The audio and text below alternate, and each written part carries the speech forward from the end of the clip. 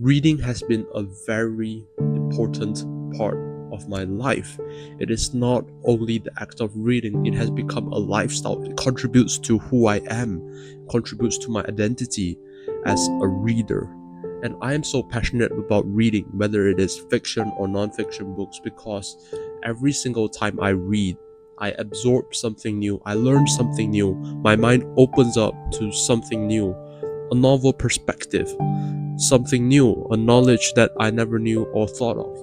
As long as I am absorbing and I am exploring new themes, ideas, I am satisfied.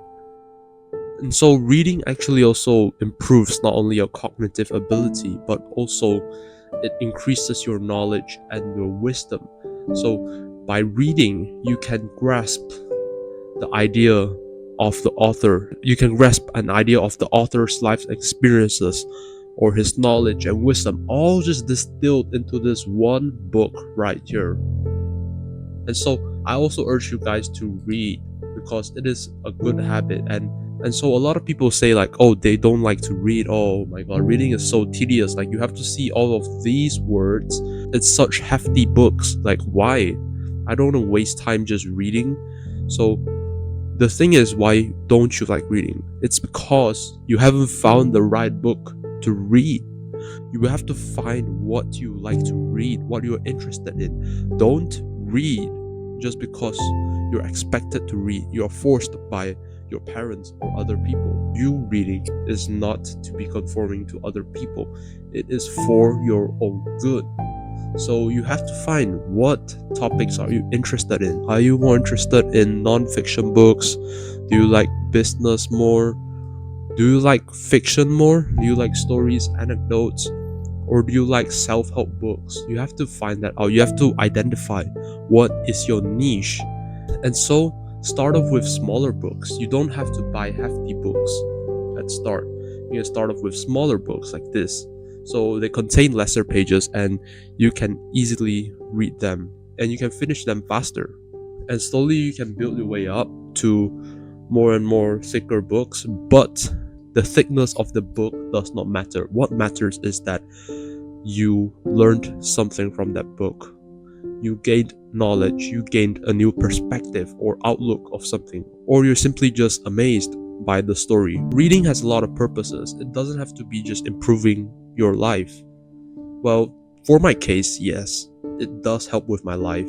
And the main reason I read is so that I can gain more knowledge, insight, new perspective, and perhaps give advice or my opinions to people and share my knowledge. But for some people, reading can be just a good way to de-stress, or as a leisure activity, you can read a novel at night, as a way to clear your mind, to find peace and tranquility. It is not a one-way goal in which you have to read because you just want to gain more knowledge. There are a lot of ways to gain knowledge, maybe through audiobooks, through living life, through experiences, mistakes, through learning in class, through asking. There are so many ways. So reading is one of these things which you have to find your purpose of why are you reading this. And to stay consistent to reading, what you can do is to create a routine. So start off small with maybe 10 minutes a day at night. Set a specific time for reading. So it starts to become a habit as you build through it. And sooner or later, when time progresses, when you read more books, you'll find yourself immersing in those books. You'll find yourself reading all the time, whenever you can, whenever you have free time.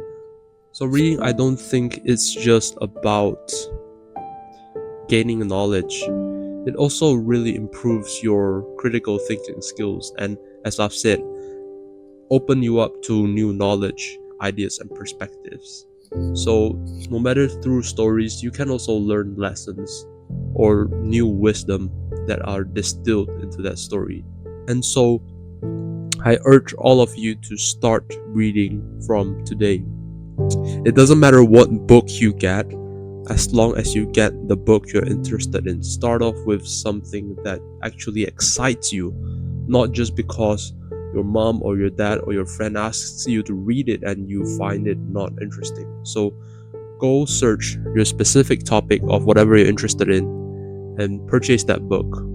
Or if you are kind of ambivalent of whether or not to purchase the book or spend money, you can go ahead and listen to the audiobook first, or go read some reviews or summaries on that book before actually buying the book. And to sum up, reading is not just the act of looking at words, it's about understanding, processing thoughts, the plots, storylines, or ideas or themes. It works our brain, it trains our brain, it improves our cognitive skills, our critical thinking, and analytical skills. And by reading, we form an identity. This identity is called the reader. We ourselves are identified as readers. So you don't call yourself, I am a person who reads anymore. I am a reader. And that is what makes reading so powerful, because you can find your own identity, part of your identity in it, and it forms who you are.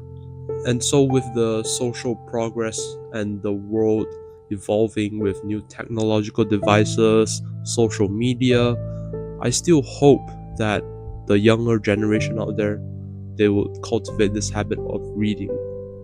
And that's basically it for today's video. I'll see you guys in the next one. Peace.